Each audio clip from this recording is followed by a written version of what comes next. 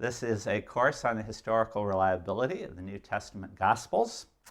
This is segment number 9, entitled The Composition of the Synoptic Gospels. We've been talking about oral tradition. We also mentioned in the last segment that there almost certainly was some kind of literary dependence among the Gospels. That thought is perhaps a new one to some listeners. It raises questions if God's Spirit inspired, guided, superintended the process of Matthew, Mark, Luke, and John putting pen to papyrus. Do we dilute something by talking about written documents in part being copied and reused by other writers? I don't believe that we do, but it does mean that we need to address at the outset something that gospel scholars and commentators have come to call the Synoptic Problem, and that is, what is the relationship between Matthew, Mark, and Luke, given that all it takes is picking up a gospel harmony or synopsis that prints in parallel columns the same episodes from the life of Christ as they are told in more than one account, and we see that in many cases the wording is extremely similar, far more so than any teacher would ever allow two students to submit without assuming there was collusion of some kind. And yet, on the other hand, significant differences and freedom in retelling the story. We talked about how the oral tradition could contribute to some of that, but there is more that probably cannot be accounted for. Segments of verbatim parallelism, consecutive wording, and synonyms, words from the same root, suggesting one gospel must have copied from another one, or two gospels may have used a common source at some point. Someone may say, well, God could have chosen to inspire each writer with that precise collection of the same wording, and it's true, he could have. It's interesting, however, that the parallelism is not simply in the Hebrew or Aramaic of Jesus' original words. In fact, as we've noted before, we don't have an existing gospel in a Semitic language, in Hebrew or in Aramaic. What we have are Greek texts, translations of Jesus' words, and yet the parallelism is in translation. If you've studied a modern language, you know that if two people independently try to translate somebody's words from one language into another, there will be variation, unless there is some form of literary dependence. And that dependence extends even to tangential parenthetical comments. Jesus' teaching on the Mount of Olives is interrupted by the parenthetical comment in Matthew and Mark alike, "Let the reader understand." I hope he did. It's one of the more cryptic parts of the Gospels. The way Matthew and Mark both tell the story of the paralyzed man let down through the roof is that Jesus begins saying what he has to say, and then the narrators interrupt at the same point with the aside, "He said to the paralyzed man." This doesn't happen coincidentally or independently. Episodes that are not arranged in chronological order wind up being the same in parallel Gospels.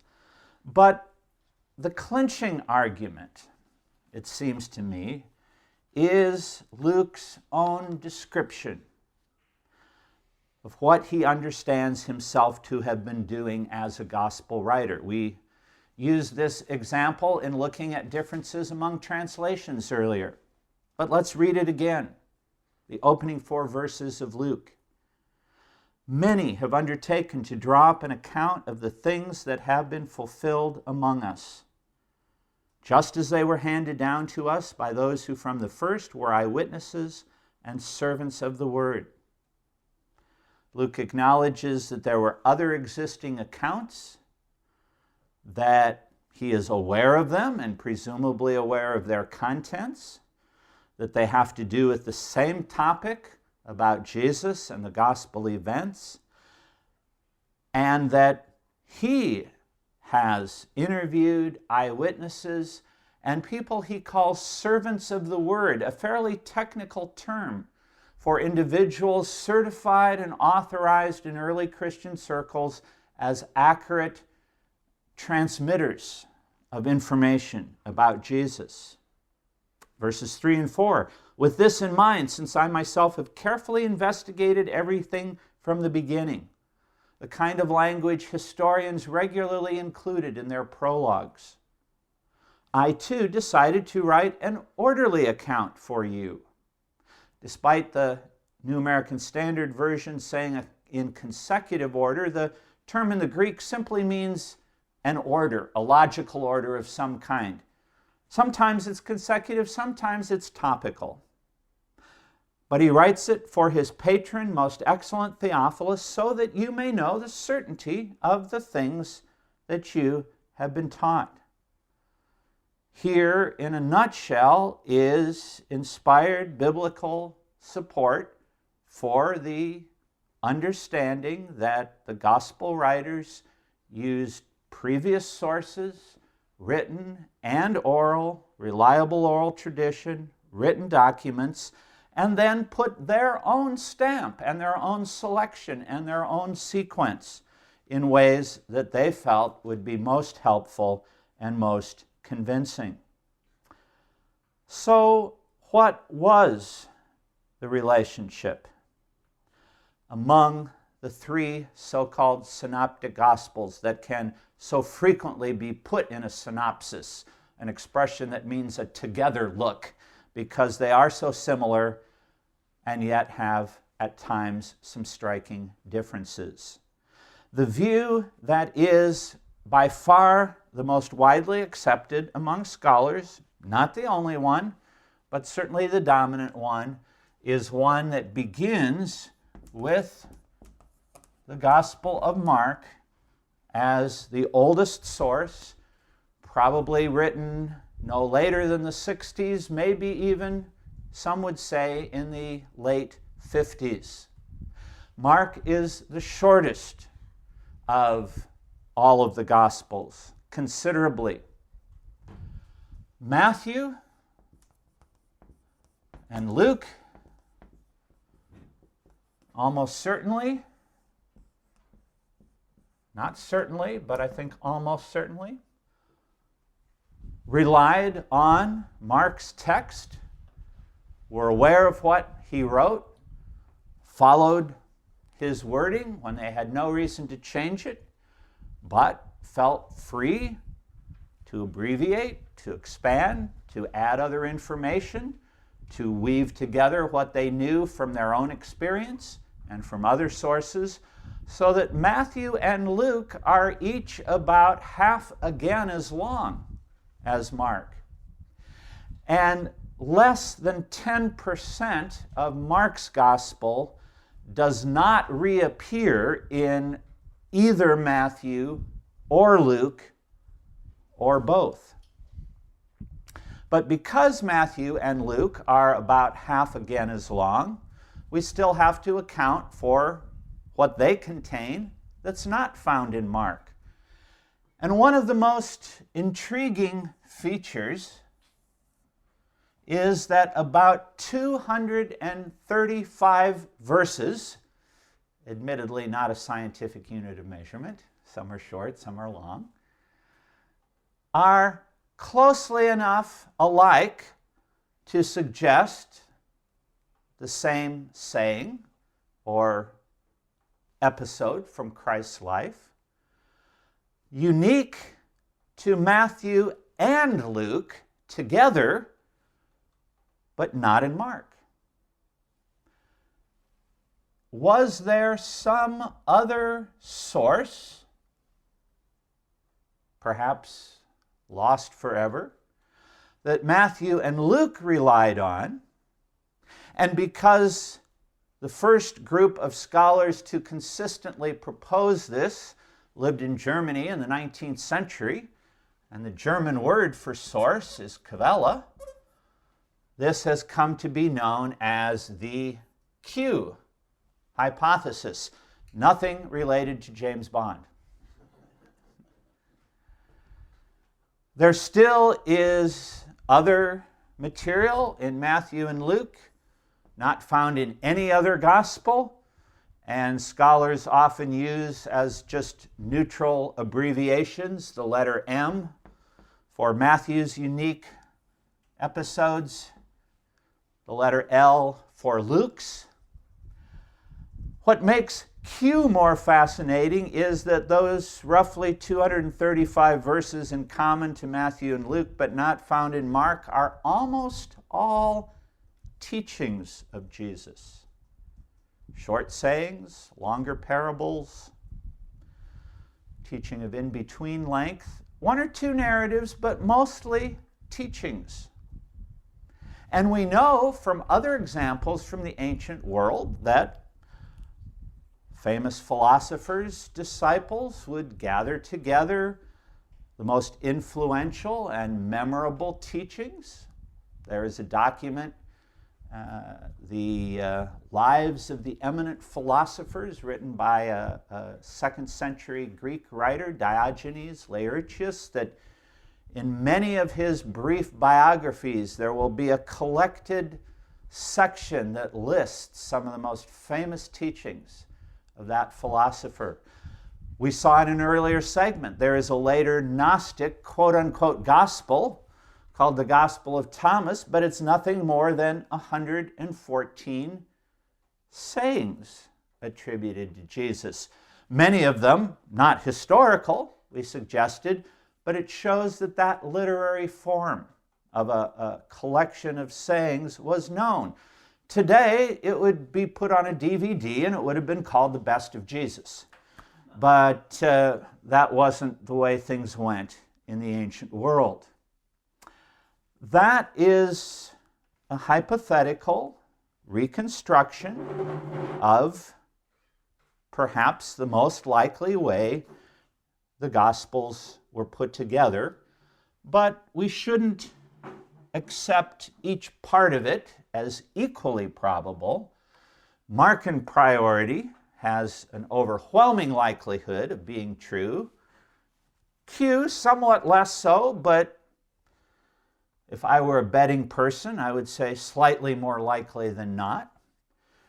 M and L, some have suggested were written documents, but they may well be oral traditions, some combination of the two. And since Matthew is one of the apostles, M could, in his case, stand for memory. What are some of the arguments that back up these convictions? Mark is frequently said to be the most vivid of the Gospels, where they run parallel. We read in the feeding of the 5,000, for example, only in Mark, that the grass was green. Springtime, if you're in Israel, the only time the grass is consistently green. We read that people came to him in one instance after sunset, or that 300 denarii would be the cost of feeding a large crowd. Details that don't seem to be theologically motivated, but seem to suggest a memory of somebody closely in contact with the original events. Mark's is also the most rugged and awkward of styles of the three synoptic writers. Matthew's grammar is better. Luke's better still, not surprisingly, since he was the one Gentile author. Mark's reads like somebody who had learned Greek as a second language, which probably was true, and gets smoothed out in the other synoptics. Mark has the most number of potentially embarrassing or misleading details that can be explained, but have to be explained. In Mark's account of Jesus preaching in his hometown of Nazareth, it says he could do very few miracles there because of their unbelief. Jesus' power was limited by fallible human belief. Matthew changes that to he did no miracles there because of their unbelief. Not that he couldn't. Somewhat more interestingly, Mark's is the shortest gospel, and yet where his passages run parallel to Matthew and Luke, frequently, more often than not, his are the most detailed accounts. So that he has fewer total episodes from the life of Jesus, but says more, much more often than Matthew and Luke do. Imagine if Mark were not written first, what this would mean.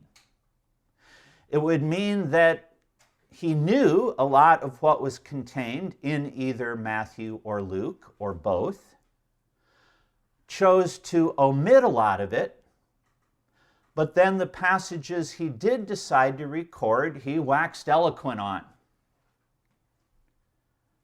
Now, I'm sure somewhere in the history of the world there has been someone abridging longer works who has functioned that way, but we don't know of anybody in the ancient world who did. And there were a lot of historians who epitomized, who abbreviated long Greek and Roman writers' works. But they did so relatively proportionately throughout, and an individual passage was shorter than its source as well, but not what we find in Mark. If Mark was not written first, what was the point? Since so little does not also appear with a lot more in either Matthew or Luke or both. And Mark has the highest incidence or percentage of what are called Aramaisms, terms in Greek that are simply transliterated from their underlying Aramaic, like Boanerges, sons of thunder, like Talithakum, little girl, arise, like Korban, dedicated to God, Ephatha, be opened, and Abba, Father, seemingly putting him closest to the original tradition. And how would we explain Mark omitting, if he were not first, most of all of the precious detailed sermons in Matthew, especially the Sermon on the Mount, most, not quite all, of Matthew's parables? Or, if he were not first with respect to Luke, omitting an even larger number of parables, including the best loved and best known of all, like the prodigal son and the lost sheep, the Good Samaritan, and many others. I'm sure there's a way to explain it, but it doesn't seem to be the most natural approach. And finally, if one assumes that Mark is first and compares the way Matthew would then have changed Mark on that assumption, and Luke would have edited Mark on that assumption, consistent patterns of changes emerge, fitting in with theological emphases of each of these writers in their unparalleled material. Luke, the gospel writer who most emphasizes Jesus as Savior and as prophet, and as fully human with a concern for the outcasts of society, and emphasizing teaching on prayer and on the Holy Spirit. Matthew with the most number of passages showing how Old Testament prophecy is fulfilled, and pointing out Jesus as a teacher on mountaintops, much like Moses of old, and showing how the gospel began going uniquely to Jewish circles and only gradually to be spread to the Gentile world, and the greatest number of conflicts, unrelentingly so, with the Jewish leadership, and other distinctives. One does not discover the same kind of recurring patterns when one postulates a gospel other than Mark being first, and then assuming that the other two followed him. But what about this strange alphabet soup? Q, M, and L. Q? He asks with a question mark. We've already mentioned 235 verses in Matthew and Luke, but not found in Mark. Mostly sayings, a popular genre in the ancient world. But why not just assume Luke used Matthew directly, or Matthew used Luke directly? Why not apply the same logic to this section of the Gospels that we did to the parallelism between Mark and Matthew, and between Mark and Luke? And the answer is that if we go back through the list of characteristics that we just discussed that convince most scholars that Mark is earliest, Matthew doesn't consistently line up as the earliest. And Luke doesn't consistently line up as the earliest. If we imagine each of them translating from Aramaic when Jesus is speaking into Greek, about half the time Matthew looks like pretty literal translation Greek. And the other half of the time he doesn't. About half the time Luke looks like pretty literal translation Greek, and about half the time he doesn't. I suppose one could say that neither writer was consistent. Some of us aren't. There's nothing about style that is heavenly inspired. But on the other hand, it perhaps makes better sense to say each relied on a common source. I have had the experience, fortunately not often, of receiving 2 student papers and seeing large stretches of text identical, and I have suspected and confirmed direct borrowing one from the other. But more subtly, and especially what happens more often today in an internet age, is each person independently borrowing from the same online source, maybe not even knowing that they each have found the same thing. They just happen to use the same Google search. There's nothing wrong with doing that if you acknowledge your source. I'm thinking of cases where they didn't. In the ancient world, there were no plagiarism laws. these students would have flourished in that environment.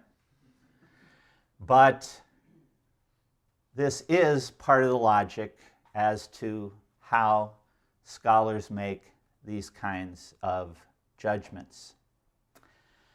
There is some homogeneity in terms of style and content of the leftover parts unique to Matthew, the leftover parts unique to Luke, but not enough to give most scholars a strong degree of confidence that these represent unified written sources. They could well be composites of oral traditions, multiple written sources, and if Matthew, a converted tax collector and one of the inner core of 12, truly was the disciple who wrote the Gospel of Matthew, whether in Hebrew or in Greek or both, M could stand for his memory. We have now looked at factors involving both orality and literary dependence, and we find a convergence of conclusions. There is not exact verbatim repetition throughout, but by ancient standards, we should not have expected it. There is enough commonality, however, to suggest that the Synoptic Gospel writers were not simply playing fast and loose with tradition. There were checks and balances to give us general confidence in the reliability of the tradition. We have yet to explore specific passages, specific apparent contradictions, but in terms of a general mindset, an atmosphere, and milieu, we are discovering strong reasons for coming a priori to the documents and suspecting that they were very carefully researched and accurately put together.